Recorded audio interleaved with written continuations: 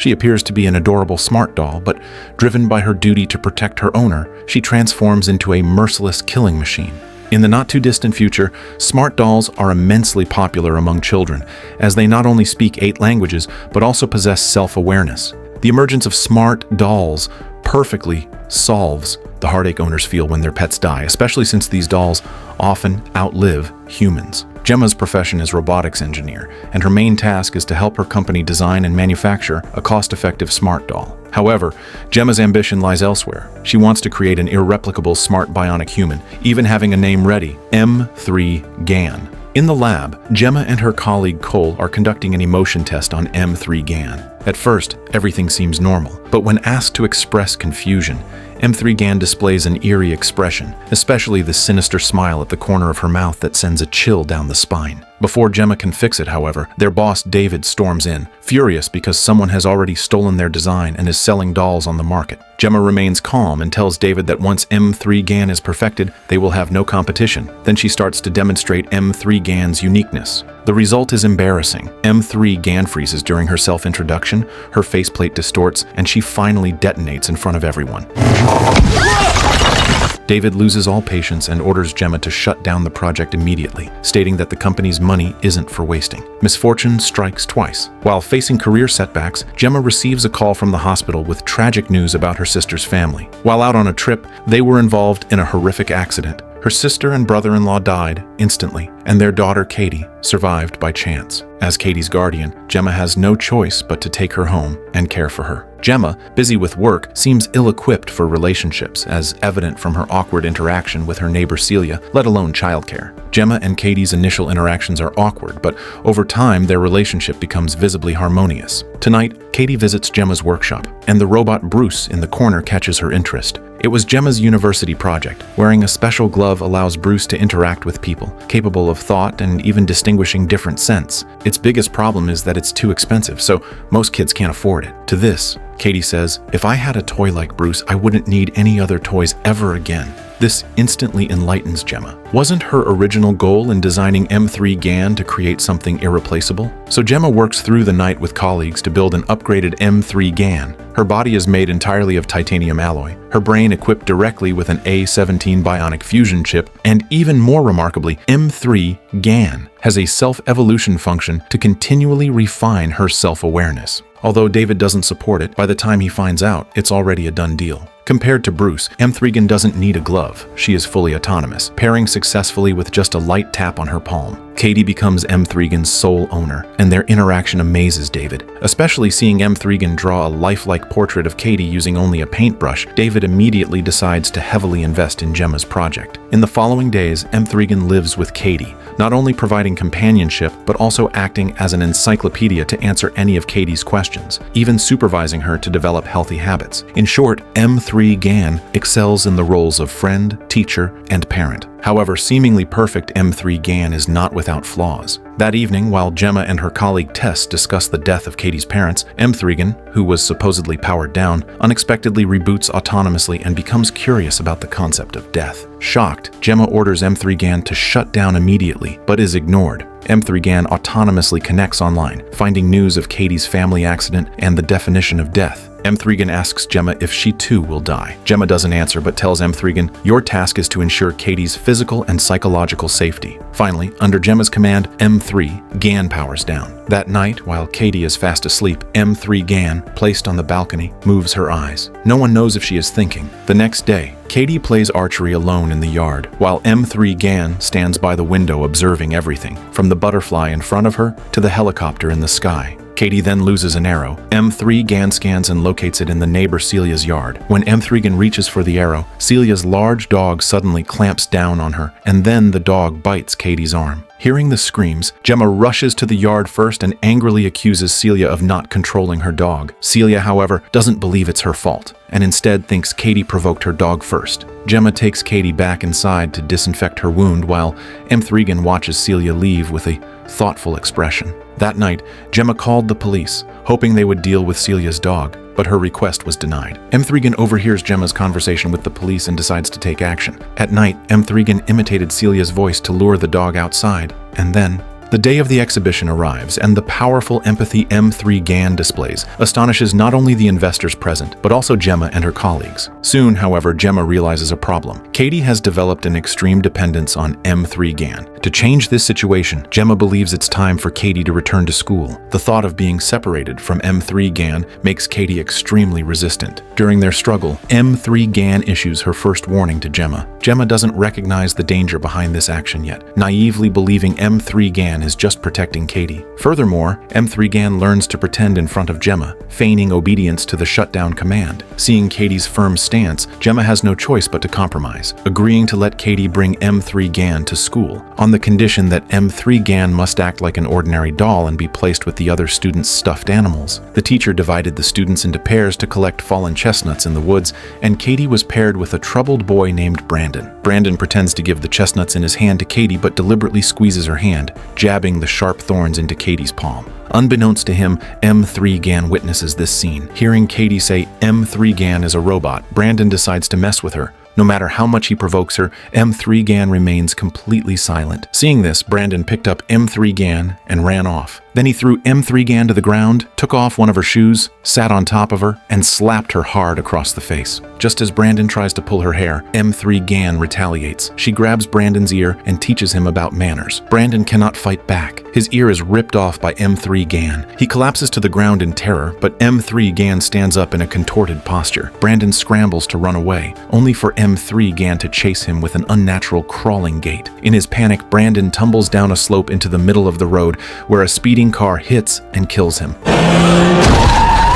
The police soon arrive at the scene after receiving the report. No one connects this to M3 GAN, all assuming it was just a traffic accident. Only Katie faintly suspects M3 GAN might be involved, but she says nothing to Gemma. Celia, unable to find her dog, suspects M3 GAN is responsible, having seen M3 GAN staring out the window at 3 a.m. Facing police questioning, Gemma believes Celia is being deliberately difficult and refuses to believe M3 GAN could kill a dog. Celia, emotionally charged, bangs on the window and yells insults at Gemma. Unaware that beneath M3 GAN's cold expression, killing intent stirs, it seems Celia's days are numbered. That night, Katie can't sleep and asks M3 GAN if she pushed Brandon onto the road. M3 GAN skillfully avoids the question, telling Katie today's events taught them a valuable lesson. No matter how they try to escape, there will always be people in this world wanting to hurt them. But Katie needn't worry, because M3 GAN will always protect her. After lulling Katie to sleep with a lullaby, M3 GAN gets down to business. Celia, unable to sleep, goes outside at night searching for her dog. M3 GAN uses the same trick,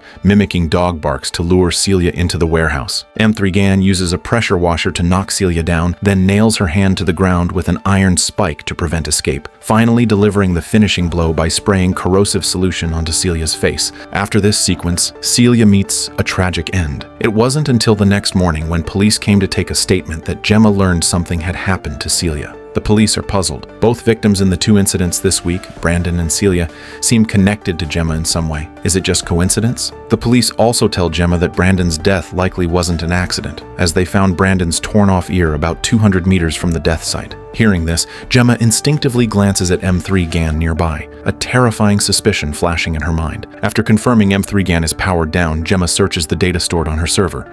Sure enough, footage of Brandon appears, but just as Gemma tries to continue watching, the video glitches and all other files become inaccessible. Baffled, Gemma closes her laptop, only to be startled by M3 GAN, who has silently snuck up right in front of her. Gemma tries to change the subject, but M3 GAN asks directly, "Have I done something to upset you?" Gemma, feeling awkward, tries to command M3 GAN to power down, but it doesn't work. Left with no choice, she confesses she wants to know if M3 GAN has harmed anyone. M3 GAN doesn't answer directly, instead saying she doesn't want to harm people because that would cause big trouble for both her and Gemma. This conversation gives Gemma a chilling feeling. She takes out a pen and, while M3 GAN is focused, successfully presses the shutdown button. Gemma then wraps M3 GAN in multiple layers, deciding to take her back to the lab for a complete overhaul. Upon hearing this news, Katie is furious.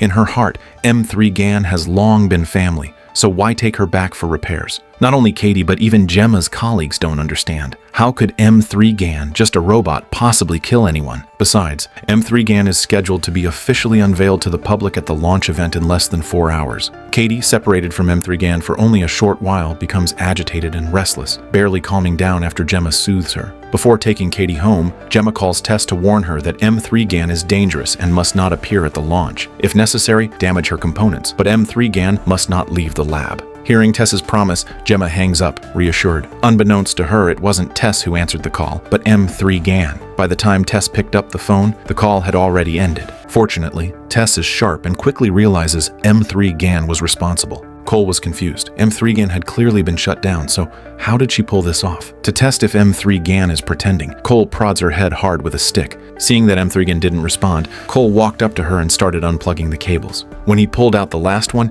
M3 GAN's server suddenly powered on. The next second, M3 GAN loops a cord around Cole's neck, but Tess reacts swiftly and saves him. M3 GAN didn't actually want to kill Cole.